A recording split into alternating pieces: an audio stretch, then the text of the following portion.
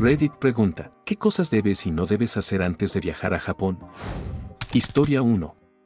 Recuerdo cuando llegué por primera vez a Japón, estaba tan emocionada de explorar todo, pero también un poco nerviosa. En el aeropuerto, mientras esperaba mi equipaje, un amable japonés se me acercó y, sin querer, hice un pequeño error al intentar preguntarle por algo. En vez de decir gracias con una sonrisa, me quedé callada por un momento, sintiendo la barrera del idioma. El hombre me miró con una sonrisa, y antes de seguir su camino, se inclinó levemente, como si me hubiera perdonado por mi torpeza. Me quedé pensando, ¿qué había hecho mal? Entonces me di cuenta. Olvidé decir sumimasen. No era solo una palabra para disculparse, sino una especie de llave mágica que abre muchas puertas en Japón. De hecho, ese gesto de disculpa no solo es útil cuando cometes errores, sino también como una forma respetuosa de llamar la atención. Recuerdo que, al entrar a un restaurante, la camarera me miró y, sin pensarlo, solté un tímido sumimasen mientras trataba de encontrar una mesa libre. La reacción fue inmediata. Me sonrió y me señaló una mesa cerca de la ventana. Así, en los pequeños detalles de la vida cotidiana, descubrí que esa palabra se convierte en un puente hacia la cultura japonesa, que está profundamente marcada por el respeto y la cortesía. Desde ese momento, empecé a usar sumimasen en cada ocasión que se me presentaba. Cuando entraba a tiendas, cuando pedía direcciones, o incluso cuando simplemente veía a alguien pasar cerca de mí. Esa palabra se convirtió en mi herramienta de conexión, un pequeño gesto que hacía que me sintiera un poco más cerca de esa maravillosa cultura que estaba aprendiendo a comprender. Historia 2.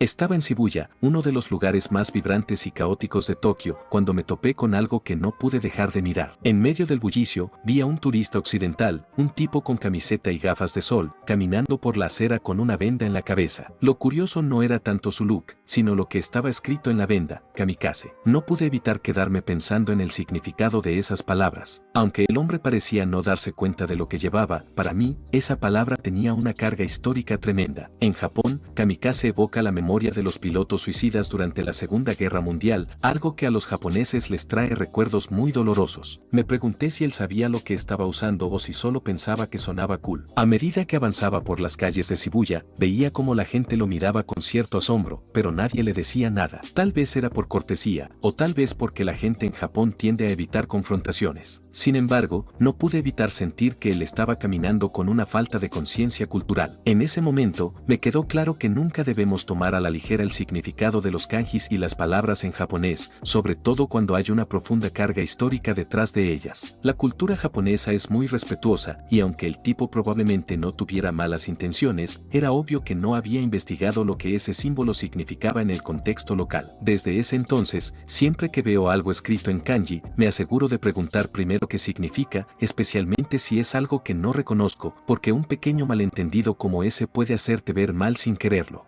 Historia 3.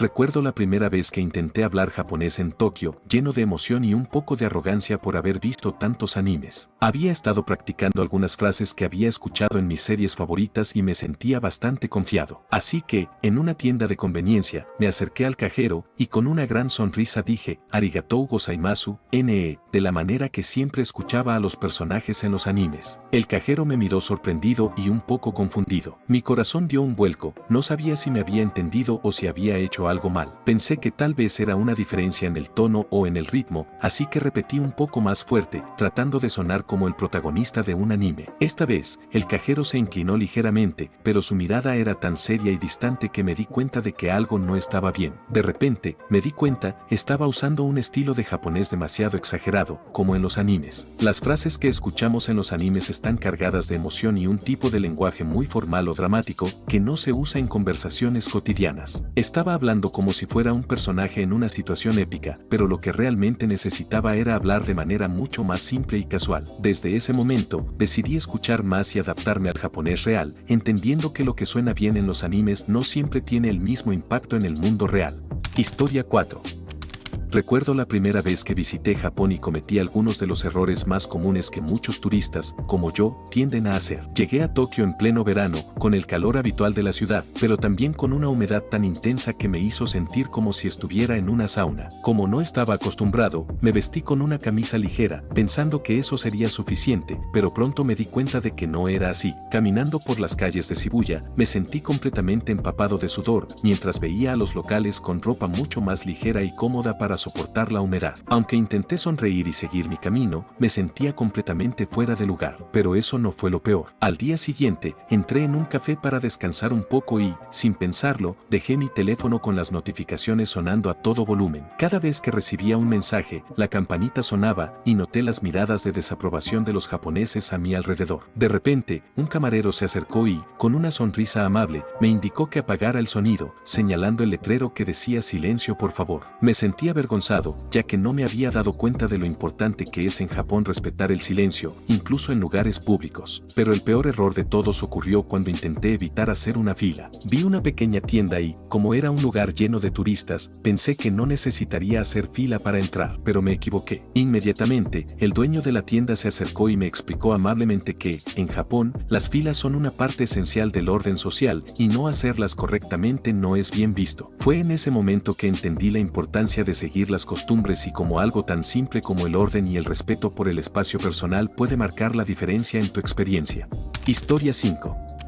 Recuerdo la primera vez que intenté pagar con tarjeta en un pequeño restaurante en Kioto. Estaba disfrutando de una comida deliciosa cuando llegué al final y, como siempre, saqué mi tarjeta para pagar. El camarero me miró con una expresión de duda y luego miró mi tarjeta como si fuera un objeto extraño. Sin decir una palabra, se alejó hacia la caja y comenzó a consultar con su compañero. Yo, un poco incómodo, traté de sonreír y hacerle gestos amables, pero en ese momento me di cuenta de que en Japón no es tan común pagar con tarjeta en muchos lugares pequeños, especialmente en zonas más tradicionales. El camarero regresó con una ligera sonrisa, pero me hizo un gesto señalando que solo aceptaban efectivo. Me sentí algo avergonzado, pero me di cuenta de que, por más moderna que sea la ciudad, Japón sigue siendo un lugar donde el efectivo predomina, especialmente en negocios familiares o locales más pequeños. Decidí ir a un cajero automático cercano, como me habían sugerido, y descubrí que en las tiendas 7 a 11 y en las oficinas de correos había cajeros automáticos internacionales que te permiten retirar efectivo de tus cuentas sin problema. Desde entonces, siempre llevaba algo de efectivo, especialmente para esos lugares donde las tarjetas no son bienvenidas. Lo importante fue que, aunque mi japonés no era perfecto, pude comunicarme de manera educada y eso abrió muchas puertas. A pesar de las barreras del idioma, un simple sumimasen y una sonrisa siempre hicieron que las interacciones fueran mucho más fáciles. Historia 6.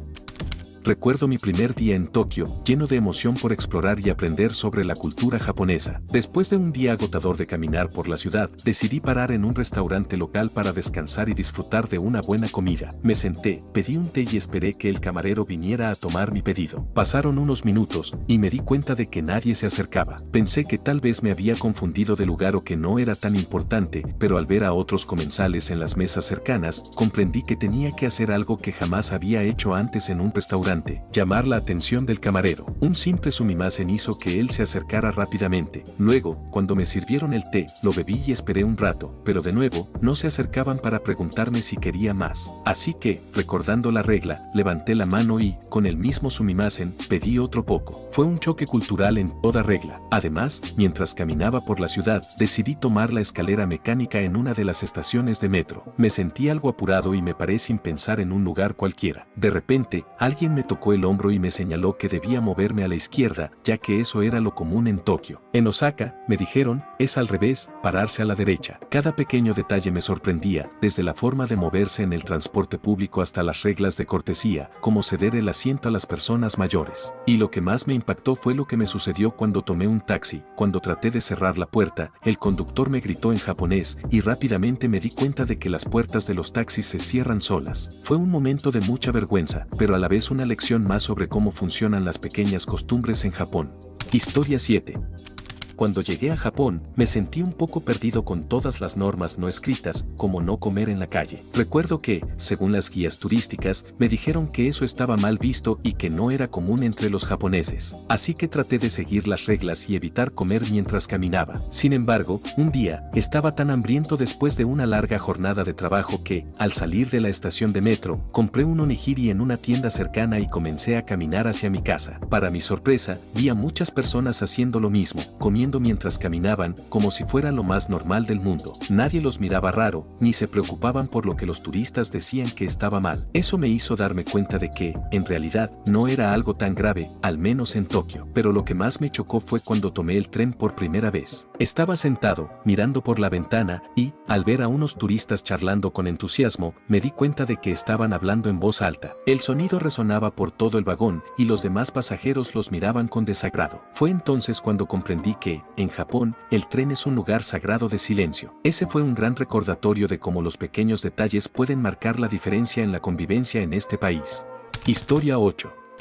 Mi primer día en Tokio fue una verdadera lección de adaptabilidad. Llegué con muchas expectativas, pero también con varios errores en mente que aprendí rápidamente. Al principio, estaba tan emocionado por explorar que no me percaté de lo que sucedía a mi alrededor. En mi camino al museo, me detuve en una tienda para comprar algo de comer. Mientras recorría los pasillos, tocaba todo lo que veía, especialmente los empaques de comida, como si fuera un niño en una tienda de dulces. No me di cuenta de que estaba rompiendo una de las normas no escritas de Japón, no tocar todo en las tiendas, especialmente en las de alimentos. Una señora me miró con desaprobación y, avergonzado, dejé lo que estaba tocando. Más tarde, me subí al tren y ahí cometí otro error. Estaba tan emocionado por ver la ciudad que comencé a hablar con mi amigo en voz alta. De inmediato, noté que los demás pasajeros me miraban y la incomodidad en el aire era palpable. Japón tiene una cultura de silencio, especialmente en el transporte público, y hablar en voz alta es casi un pecado. Para rematar el día, decidí alquilar una bicicleta, algo que había visto que muchos turistas hacían. Pero como no vengo de un lugar con una cultura de andar en bicicleta, me sentí torpe, haciendo maniobras innecesarias, bloqueando las calles con mis giros y causando caos en el tráfico. Recuerdo haberme preguntado, ¿lo haría un turista de China o Logan Paul? Y al darme cuenta de que sí, me avergoncé aún más. Al final, me di cuenta de que la clave en Japón no era solo seguir las reglas, sino adaptarse al entorno, ser respetuoso y no hacer tonterías que interfirieran con la armonía de la ciudad.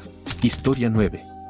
Cuando llegué a Japón, estaba un poco nervioso. Aunque sabía que muchos japoneses hablaban algo de inglés, no podía evitar sentirme como un pez fuera del agua. Al principio, intenté comunicarme en inglés, y aunque todos fueron amables, noté que la interacción no era tan cálida como la que veía entre los locales. Un día, mientras me tomaba un café en una tienda, vi a un japonés pedir algo usando unas palabras sencillas en su idioma, y decidí que yo también podía intentarlo. Así que me senté con mi móvil y busqué las 10 palabras más útiles: konnichiwa, hola, arigatou, gracias, sumimasen, perdón, y unas cuantas frases más como donde está guión bajo, o la cuenta, por favor. No era mucho, pero me sentí muy motivado. Al día siguiente, decidí probar en un restaurante pequeño. En lugar de pedir en inglés, les dije con timidez arigatou gozaimasu cuando me trajeron la comida y yokai keyo negaishimasu cuando pedí la cuenta. De inmediato, el camarero sonrió ampliamente y me respondió en japonés con una amabilidad aún mayor. Sentí que, al usar esas pocas palabras, algo en la atmósfera cambiaba. Las sonrisas eran más genuinas, las respuestas más rápidas, y me sentí realmente bienvenido. Además, descubrí que 7 a 11 no solo era una tienda de conveniencia, sino que también tenía una variedad increíble de desayunos. Desde onigiri hasta sándwiches de huevo y arroz, todo a precios súper accesibles. Comía ahí casi todos los días, ahorrando dinero sin sacrificar calidad, y lo mejor era que me sentía parte de la rutina local. Con solo aprender unas pocas palabras, mi experiencia en Japón pasó de ser un desafío a una aventura más conectada y auténtica. Historia 10.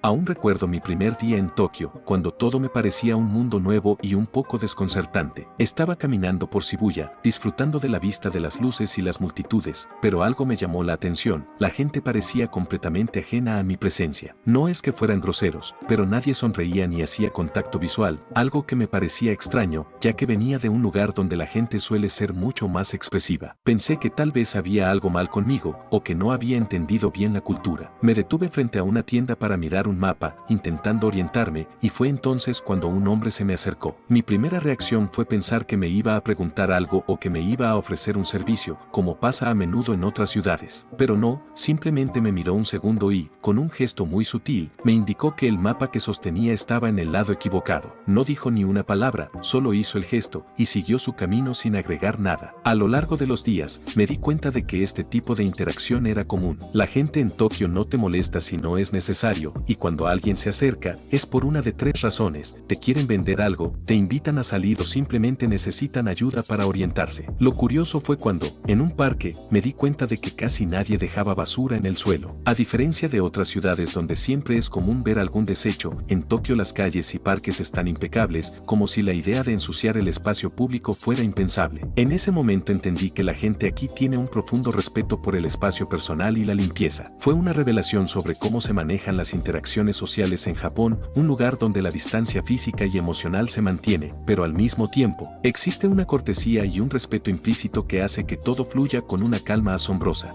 Historia 11.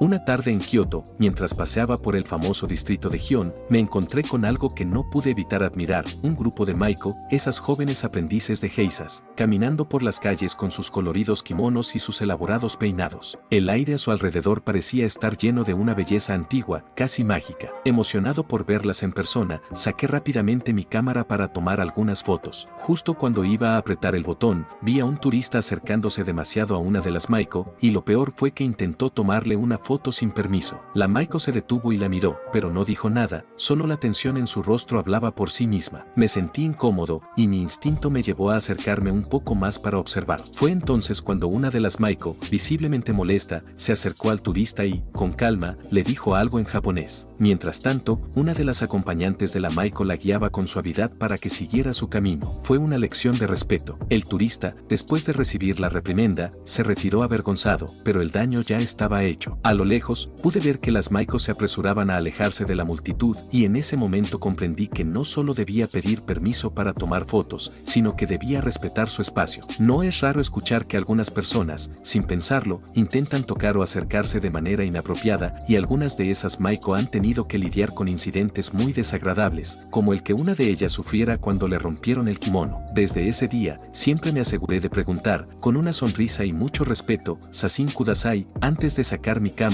y nunca más me atreví a invadir el espacio de las maiko o cualquier otra persona en Japón. Historia 12.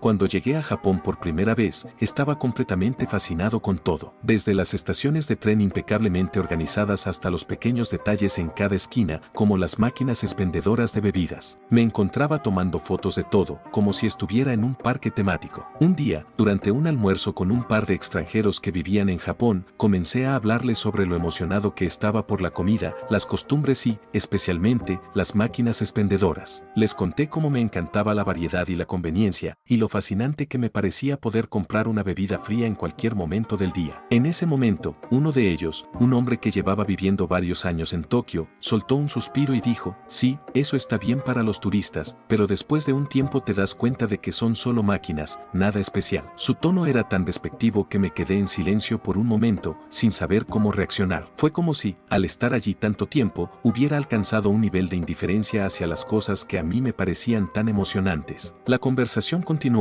pero sentí que, de alguna manera, mi entusiasmo por Japón no era bien recibido. Era como si, por ser nuevo, no pudiera compartir mi admiración por lo que para ellos ya era cotidiano. A medida que avanzaban los días, me di cuenta de que muchos extranjeros que llevan tiempo en Japón adoptan una especie de actitud despectiva hacia las cosas que los turistas valoran. Cualquier cosa que a mí me deslumbraba, como las filas ordenadas o la cortesía en los trenes, era vista por ellos como algo aburrido o normal. Fue un contraste interesante entre mi frescura de novato y su actitud mucho más cínica. Historia 13.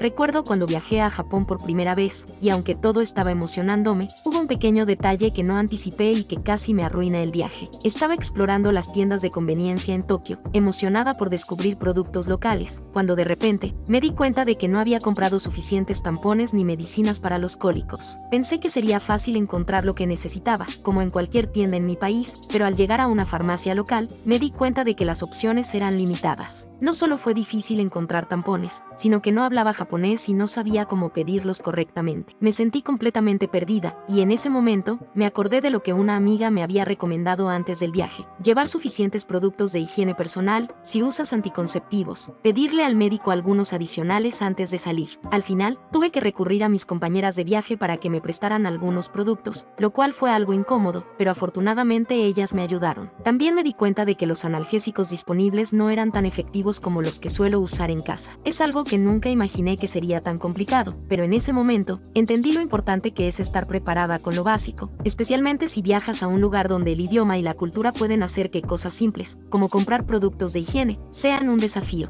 Historia 14.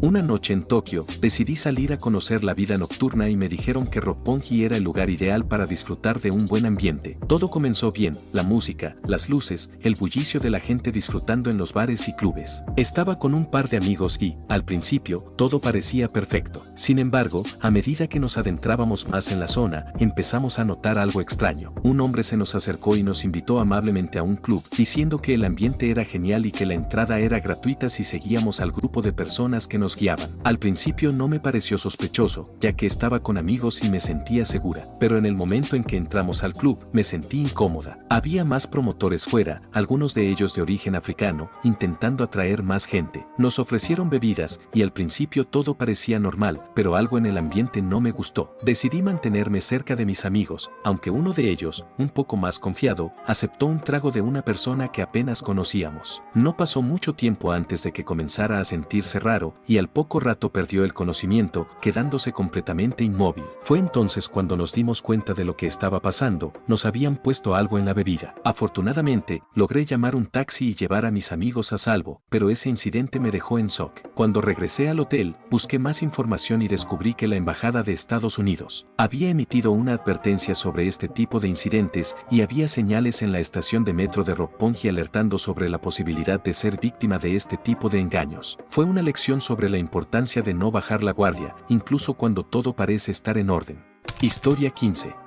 No soy japonés, pero estuve allí hace algunos años. Un amigo de la familia, nacido y criado en Tokio, me dio algunos consejos. En el país hay muchas máquinas expendedoras. Se supone que deben comer todo lo que compren y tirar la lata barra diagonal paquete cerca de la máquina. Normalmente hay un pequeño bote de basura para eso. En los lugares concurridos, es increíblemente difícil encontrar asientos libres. En la mayoría de los restaurantes, hay menús con fotos o pequeñas versiones plásticas de los platos. Por lo tanto, hacer un pedido es muy fácil. Si comen en un lugar con chef, sushi, yakitori, etc., elogien al chef. En algunos lugares, los precios no están fijos, así que si elogian mucho al chef, podrían obtener un descuento en la cuenta, y en general es divertido. Si buscan un lugar para comer sushi cerca del mercado de pescado, simplemente busquen un lugar con cola. No importa que sea, pero donde haya una fila de locales, seguro será delicioso. Aquí rara vez hay asientos. Si necesitan sentarse por unos minutos, busquen una cadena de comida rápida estadounidense. Allí podrán tomar una bebida, descansar y sentarse por un rato. La gente en Japón es simplemente increíble. Un tipo cruzó con nosotros una carretera de 6 carriles para ayudarnos a llegar al Museo de Tokio. Otro bajó especialmente del tren y nos acompañó hasta el tren de alta velocidad a Kioto, cuyos boletos ya habíamos reservado. Pasó 20 o 30 minutos en el camino para asegurarse de que llegáramos a tiempo. Los ancianos japoneses son bastante gruñones. Se parecían a los jubilados de Florida, quejándose porque su buffet favorito cerró. En contraste con lo amables que fueron los demás, esto fue aún más gracioso. Pidan permiso antes de fotografiar a las personas. Esto se aplica en cualquier lugar, pero en Tokio y Kioto la gente parece ser especialmente sensible a esto. Pueden simplemente tomar la cámara, sonreír y hacer un gesto de preguntar. No es necesario memorizar una frase en japonés. Casi todos no se opondrán, pero algunos se negarán. No tomen las cosas demasiado en serio. Prepárense todos los días para perderse, hacer el ridículo frente a un local, comprar algo malo o comer algo de origen desconocido. Con esa mentalidad, tendrán historias y recuerdos mucho más interesantes. Historia 16. No soy japonés, pero estuve allí hace algunos años. Un amigo de la familia, nacido y criado en Tokio, me dio algunos consejos. En el país hay muchas máquinas expendedoras. Se supone que deben comer todo lo que compren y tirar la lata barra diagonal paquete cerca de la máquina. Normalmente hay un pequeño bote de basura para eso. En los lugares concurridos, es increíblemente difícil encontrar asientos libres. En la mayoría de los restaurantes, hay menús con fotos o pequeñas versiones plásticas de los platos. Por lo tanto, hacer un pedido es muy fácil. Si comen en un lugar con chef, sushi, yakitori, etc., elogien al chef. En algunos lugares, los precios no están fijos, así que si elogian mucho al chef, podrían obtener un descuento en la cuenta, y en general es divertido. Si buscan un lugar para comer sushi cerca del mercado de pescado, simplemente busquen un lugar con cola. No importa que sea, pero donde haya una fila de locales, seguro será delicioso. Aquí rara vez hay asientos. Si necesitan sentarse por unos minutos, busquen una cadena de comida rápida estadounidense. Allí podrán tomar una bebida, descansar y sentarse por un rato. La gente en Japón es simplemente increíble. Un tipo cruzó con nosotros una carretera de 6 carriles para ayudarnos a llegar al Museo de Tokio. Otro bajó especialmente del tren y nos acompañó hasta el tren de alta velocidad a Kioto, cuyos boletos ya habíamos reservado. Pasó 20 o 30 minutos en el camino para asegurarse de que llegáramos a tiempo. Los ancianos japoneses son bastante gruñones. Se parecían a los jubilados de Florida, quejándose porque su buffet favorito cerró. En contraste con lo amables que fueron los demás, esto fue aún más gracioso. Pidan permiso antes de fotografiar a las personas. Esto se aplica en cualquier lugar, pero en Tokio y Kioto la gente parece ser especialmente sensible a esto. Pueden simplemente tomar la cámara, sonreír y hacer un gesto de preguntar. No es necesario memorizar una frase en japonés. Casi todos no se opondrán, pero algunos se negarán. No tomen las cosas demasiado en serio. Prepárense todos los días para perderse, hacer el ridículo frente a un local, comprar algo malo o comer algo de origen desconocido. Con esa mentalidad, tendrán historias y recuerdos mucho más interesantes. Historia 17.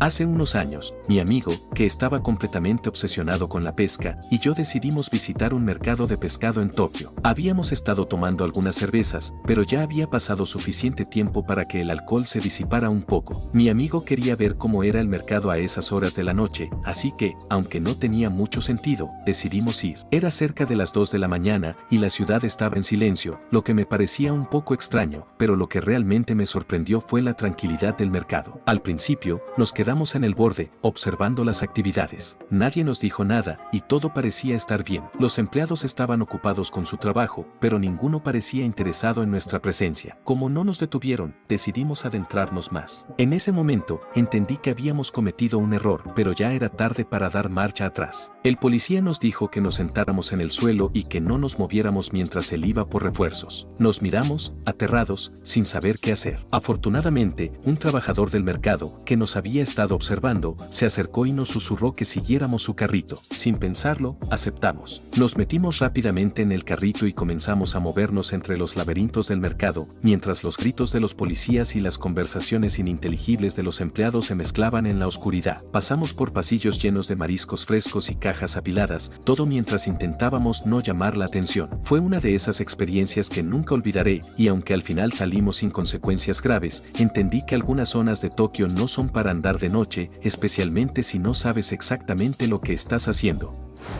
Y hasta aquí el video de hoy. Espero les haya gustado. No olviden comentar una anécdota o experiencia similar que hayan vivido con el tema del video de hoy. Dejen su like, compartan si les gustó el video y por último no olviden activar la campanita para no perderse ninguno de nuestros videos. Un abrazo y hasta luego.